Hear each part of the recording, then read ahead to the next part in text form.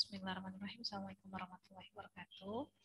Pada hari ini kita lanjutkan materi kita mengenai manajemen risiko investasi ya. Ini adalah risiko terakhir yang ada di bank syariah, itu manajemen risiko investasi. Sebagaimana sebelumnya sudah Ibu jelaskan bahwasanya investasi yang dimaksudkan dalam bank syariah bukanlah investasi bagikan bank syariah membeli saham ya, karena memang sejauh ini OJK belum memperbolehkan bank syariah membeli saham atau bertransaksi di pasar modal. Yang ada itu bank syariah boleh melakukan IPO, menerbitkan saham dan sahamnya dibeli oleh orang lain, itu boleh.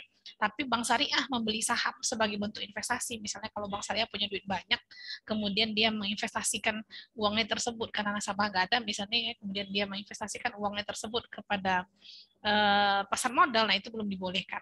Nah, maka konteks risiko investasi dalam kaitan kuliah kita hari ini adalah mengenai investasi dalam bentuk pembiayaan kepada nasabah dengan akad investasi atau menggunakan akad mudharabah atau musyarakah. Nah, inilah konteks yang membedakan antara risiko investasi yang di-COP dalam bank syariah dibandingkan dengan risiko investasi pada bank konvensional.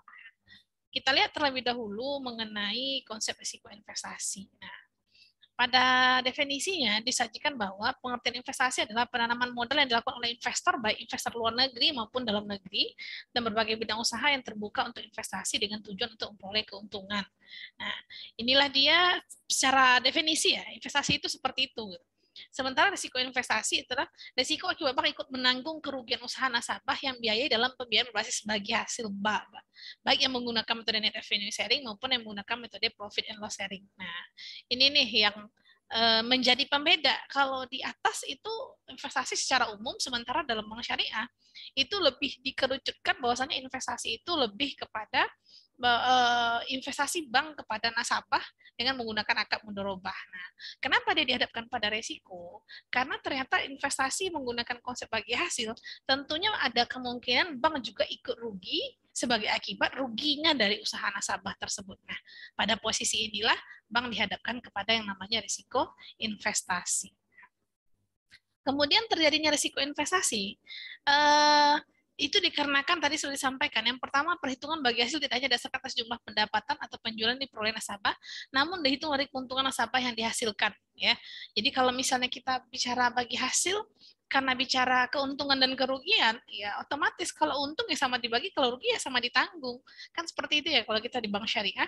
Jadi nasabah ketika dia menggunakan dana bank untuk berinvestasi, untuk mengelola usahanya, maka ketika akad investasi diberikan oleh bank, maka otomatis bank bisa dihadapkan pada risiko-risiko tersebut. Nah, gitu.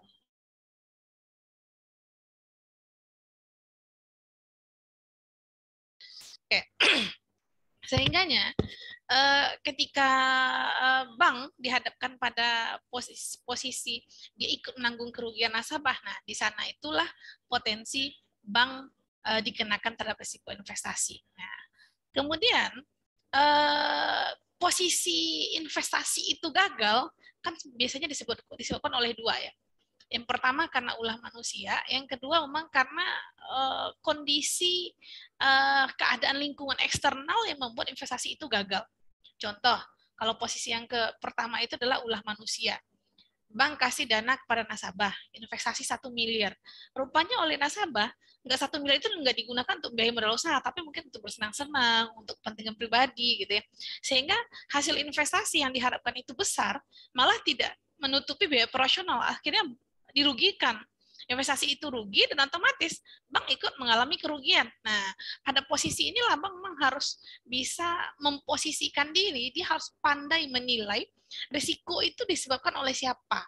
Apakah risiko itu karena kegagalan manusia, karena ulah manusia, atau memang karena kejadian alam? Kalau kejadian alam ya bisa saja misalnya kita bikin usaha di pinggir pantai gitu ya, bikin kafe, terlihat bagus sekali gitu investasi kita gitu. Tapi tahu-taunya tsunami gitu ya, usahanya hilang gitu. Nah, ini kan berarti ada posisi-posisi memang menghadapkan bank pada berbagai risiko. Nah, inilah yang memang harus diklaster terlebih dahulu. Ini juga lah yang menyebabkan berbagai strategi bank untuk bisa memitigasi risiko ya. Kita lihat kan bagaimana cara bank itu bisa melakukan identifikasi terhadap risiko investasi. Yang pertama dulu tentunya bank memberikan pemetaan risiko bisnis, di mana dia telah membuat ya, kalau dalam manajemen resiko itu dari awal kan saya sudah sampaikan kepada kalian semua bahwasanya membuat pemeta risiko itu kita mengklaster risiko. Kalau ini risikonya kemana, ini termasuk risiko apa. Nah, kemudian setelah membuat pemeta risiko, kita bisa mengelompokkannya ke dalam matrik risiko. Risiko ini dia levelnya level berapa sih kalau terjadi gitu. Nah, kalau sehingga levelnya terjadi, kita bisa menyajikan antara risiko A, risiko B, risiko C, risiko D, nanti kita akan lihat risiko mana sih yang paling efek terhadap perusahaan kita kalau terjadi gitu. Nah, ini dalam kita memetakan risiko. Kemudian yang kedua, kita membuat alat modeling. Modeling itu menganalisis apakah iya risiko ini ketika dia terjadi dampaknya seperti yang hanya sedikit saja atau dampaknya malah makin parah gitu.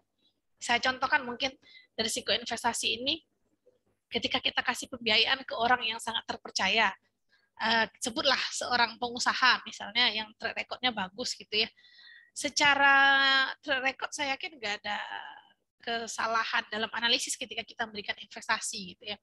Tapi ternyata di pertengahan jalan manusia kan kita nggak ada tahu ya. Misalnya ternyata ada terjadi perubahan lingkungan gitu ya, sehingga menyebabkan yang bersangkutan orang yang kita percaya selama itu melakukan tindakan-tindakan yang ternyata merugikan oleh bank.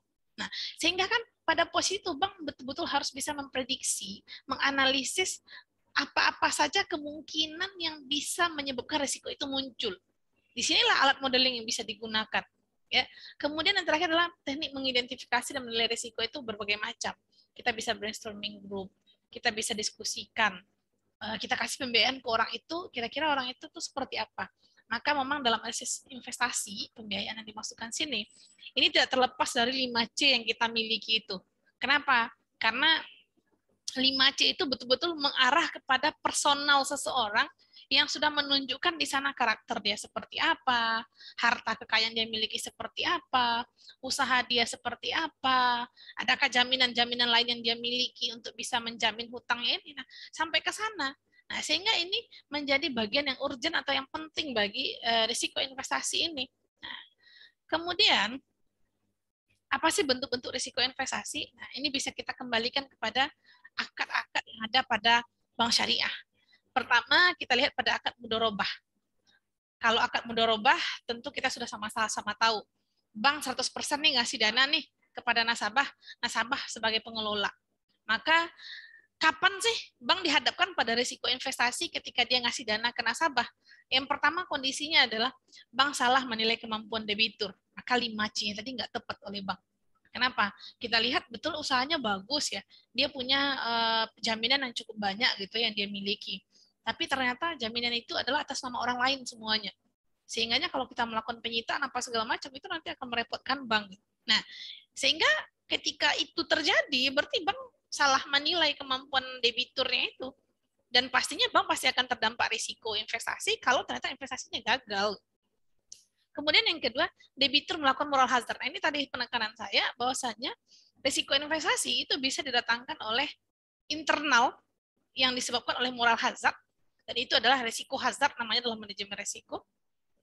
Itu disebabkan karena adanya kecurangan-kecurangan dilakukan. Bank kasih dana, tadi saya sudah contohkan, bank kasih dana 1 miliar, tapi 1 miliar itu bukan digunakan untuk menambah modal usaha, tapi malah berfoya-foya oleh pengelola usaha. Nah, ini adalah risiko. Dan ini tidak bisa dibiarkan, karena bagi bank, itu akan mendatangkan kerugian yang besar. Apalagi bicara investasi, kita bicara bagi untung, bagi rugi. Gak mau dong bank bertanggung jawab untuk sesuatu yang ternyata hanya menguntungkan satu belah pihak saja, yaitu pihak nasabah gitu, karena dia menikmati uangnya bank, terus tiba-tiba bank ikut nanggung rugi, ya nggak mau gitu. Nah, maka pada posisi inilah bank harus bisa menganalisis lebih jauh apa sih efek dari keadaan-keadaan investasi ini. Mungkin kita bisa sama-sama tahu saja bahwasanya persentase perbandingan risiko nasabah bank berinvestasi secara mudorobah atau secara musyarakah dibandingkan dengan bank melakukan pembiayaan menggunakan akad murabahah atau jual beli, itu persentasenya 85 sampai 15% gitu. Artinya murabahah itu memang 85% itu mendominasi di bank syariah. Sehingga itu juga lah yang membuat persepsi orang ya sama aja bank syariah dengan konvensional. Karena kan mudharabah dia mengambil keuntungan berdasarkan persentase dari harga jual. Tapi kan bukan persentase dari nominal pokok hutang, tapi harga jual dari produk yang diperjualbelikan. Nah, konteks inilah yang kembali harus diluruskan. bahwasanya keberadaan Bank Syariah bukan tidak mau mengambil konsep pembiayaan dengan mengembangkan model investasi. Meski ya saya sampaikan, saya di 10 tahun mengelola lembaga keuangan itu, saya senang dengan metode investasi ini. Karena kenapa? Saya invest 70 juta sampai 100 juta, 2 bulan, 3 bulan, saya dapat keuntungan sampai 10%. Artinya saya sebulan itu, kalau misalnya 2 bulan saya dapat keuntungan 10%, berarti saya sebulan itu dapatnya 5%. Kalau dibandingkan dengan pembiayaan murah bahah, itu 5% itu bisa saja setahun loh ngumpulinnya gitu. Atau 5% itu 6 bulan loh ngumpulinnya gitu. Tapi di dalam investasi kita bisa dapatnya 1 bulan. Keuntungannya banyak gitu. Tapi ada resiko yang mengancam. Maka hari ini mentalitas Indonesia, masyarakat Indonesia tuh belum bisa dipercaya 100% untuk mengelola investasi. Maka Bank Syariah memang masih bermain aman. Kalau hari ini Bank Syariah masih bermain aman, dia bermain pada tahap levelnya investasi atau pembiayaan murah bahah dengan mendapatkan keuntungan pasti. Nah, itu. Kemudian ada juga penyebab risiko investasi itu adalah kebijakan agunan perlu disesuaikan dengan tingkat kredibilitas debitur. Nah, jadi memang kadang-kadang ya, kalian bisa lihat, seseorang yang punya nama baik saja tidak perlu menyediakan jaminan. Cukup dengan nama dia saja bisa. Di kantor saya yang lama itu cukup saudara misalnya ingin pembiayaan untuk uang kuliah misalnya ya, maka uang kuliah saudara itu tidak perlu ada jaminan yang harus diserahkan, tapi cukup dosen PA-nya tanda tangan. Kalau misalnya dosen PA-nya nanti, kalau misalnya kalian nggak bayar, dosen PA-nya yang akan bayar. Kalau PA-nya tanda tangan, ya sudah. Berarti kami nanti kalau mahasiswanya nggak bayar, PA-nya yang bayar gitu. Nah, seperti ini yang kita berikan.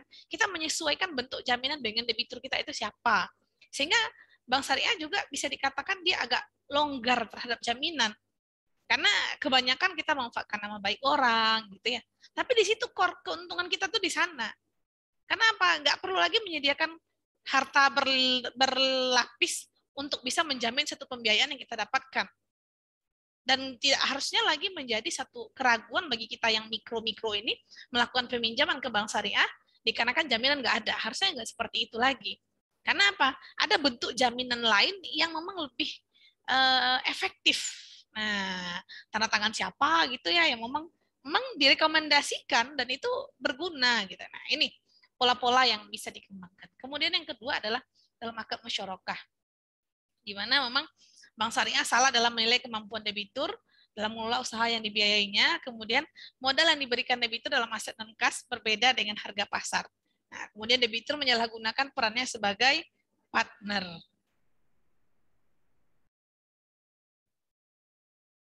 Nah, kita lanjutkan. Untuk akad musyarakah, karena posisinya sama lah dengan mudharabah. Kalau musyarakah kan kita investasinya 50-50 itu ya. Kita 50, nasabah 50, bank 50, nasabah 50.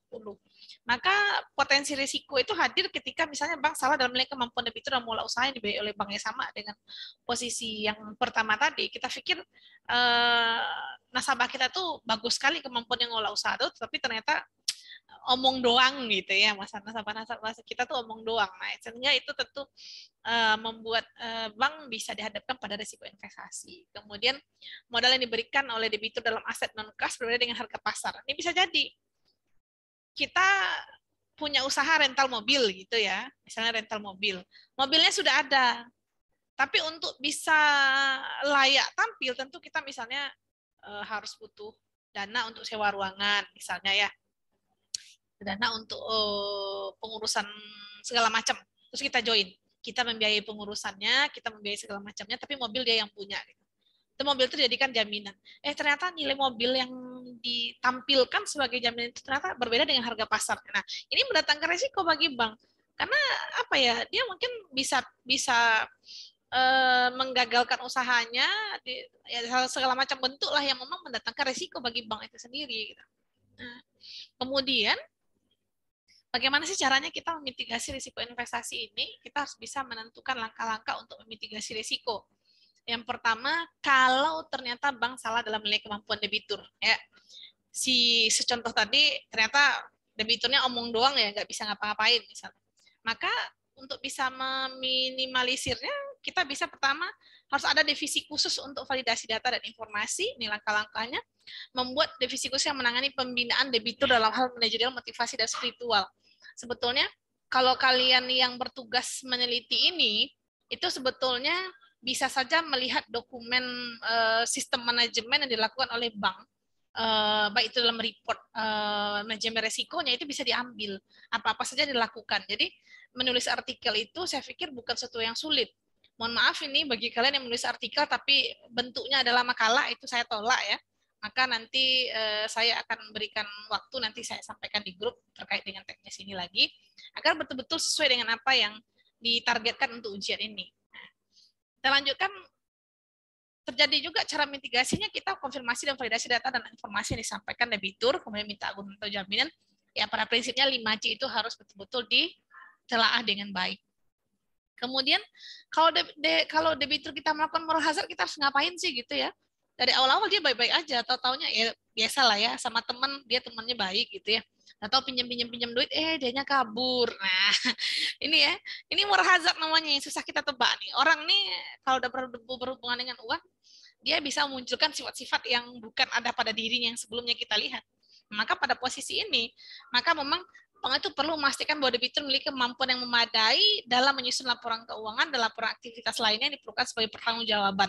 Jadi memang sedapat mungkin laporan keuangan yang diberikan oleh perusahaan mitra kita itu, yang kita berikan pembiayaan itu, betul-betul itu sudah valid secara auditnya. Kalau bisa memang diaudit gitu. Dan kalaupun tidak diaudit, misalnya UMKM misalnya, itu memang sudah disesuaikan dengan standar pelaporan yang benar.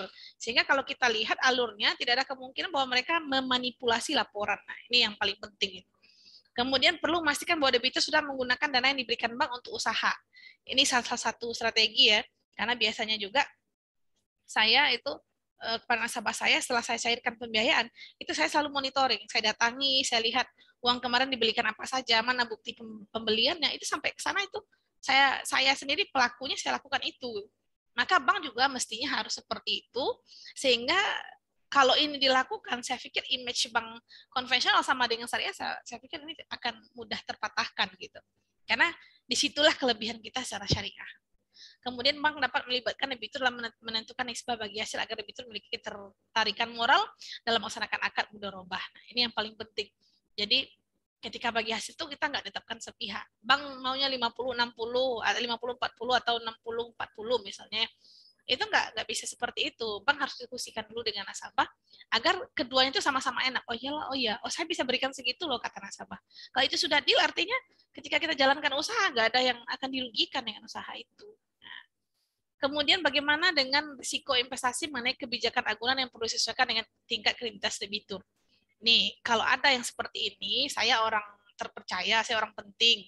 Kalau saya minjem, saya nggak perlu jaminan, cukup dengan nama baik saya saja. Nah, kalau akan ada investasi-investasi yang memiliki jaminan seperti ini, maka memang debitur tidak menyerahkan bagi hasil sesuai dengan perhitungan disepakati. Artinya memang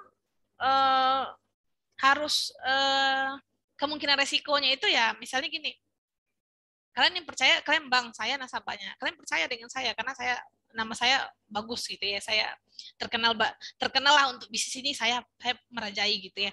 Tapi kan tidak menutup kemungkinan ketika saya membagi hasilkan investasi bank kepada saya bisa saja memanipulasi data tadi, saya bisa lakukan seperti itu. Sehingganya kebijakan ini pun juga agak bisa di satu sisi itu merugikan bank. Kemudian bank tetap mengakui haknya sebagai pendapatan bagi hasil dan piutang bagi hasil. Nah, jadi memang harus memposisikan mana pendapatan bagi hasil dan mana piutang bagi hasil, sehingga ketika nasabah belum memberikannya kepada bank, itu berarti akan menjadi piutang bagi hasil. Dan yang terakhir, bank tetap mengusahakan agar debitur menyerahkan bagi hasil bank sebagaimana bank mengusahakan pengembalian atas piutang yang lainnya. Nah, inilah kalau orang-orang khusus mendapat pembiayaan. Jadi ada cara penanganan tersendiri lah ya. Kemudian kalau yang terakhir, modal yang diberikan debitur dalam aset non-kas berbeda dengan harga pasar. Nah, ini nih rumit ini. Karena kenapa? Dia seperti contohnya tadi, dia kasihnya komputer untuk kerjasama. Komputer itu nilainya turun gitu. Dalam pencatatannya nilainya kita catat 10 juta, tahu-taunya nilainya cuma 5 juta. Otomatis ketika pengakuan modal itu digabung, saya 5 juta, kalian 5 juta juga, tapi ternyata 5 juta kalian itu hanya 3 juta realnya, itu kan merugikan saya. Nah, maka oleh karena itu, dalam memitigasinya maka bank harus cross check dulu harga pasarnya berapa. Kemudian harus ada lembaga penilai terhadap jaminan. Ini gedungnya berapa sih nilainya? Nah, harus ada lembaga resmi, sehingga bank tidak menilai secara independen, atau juga nasabah tidak berhak menentukan berapa sih nilai aset yang mereka miliki. Begitu untuk mitigasi risiko investasi. Kemudian kalau terakhir debitur menyalahgunakan perannya bagaimana? Nah, ini dilema kita di bank syariah. Kita sudah menganggap dia mitra yang baik, tapi ternyata disalahgunakan. Oleh karenanya, kalau ada pertanyaan, kenapa sih di bank syariah juga harus ada jaminan, Bu? Nah, sejatinya jaminan sudah dituangkan dalam Al-Quran. Kalau kamu bertransaksi tidak secara tunai, maka mintalah jaminan farihanan makbudoh. Maka mintalah barang jaminan untuk diperpegangi. Artinya kalau minta jaminan melanggar syariah? Tidak. Sepercaya itu kita sama teman kita tetap minta jaminan? Harus. Ya, teman kita setiap hari bertemu dengan kita, ya, kemudian melakukan pinjaman uang yang mungkin kita besar gitu ya, melihat kemampuan dia rasanya nggak akan terbayar gitu. Tapi karena kita teman yang kita kasih, maka oleh karena itu harus ada jaminan, boleh diperpegang, ya boleh diminta. Karena apa ya, namanya hutang itu kan kewajiban, mati pun kita hutang tuh nggak akan putus. Maka oleh karena itu untuk menghindari adanya one prestasi, ya, maka memang harus ada pengikatan lain di luar akad yang sudah kita sepakati. Termasuk dalamnya adalah jaminan. Kemudian juga kalau misalnya dia tidak menyerahkan bagi hasil sesuai yang kita sepakati, tentu kita punya cara tersendiri. Maka sejatinya kalau kita memberikan pembiayaan kepada perusahaan, maka perusahaan itu sedapat mungkin laporannya diaudit. Agar apa? Agar pernyataan laporan itu betul-betul wajar dan tidak ada manipulasi di dalamnya, sehingga bank dirugikan. Nah, ini langkah-langkah kita memitigasi risiko investasi. Baik, mungkin itu yang bisa saya jelaskan di penjelasan singkat ini.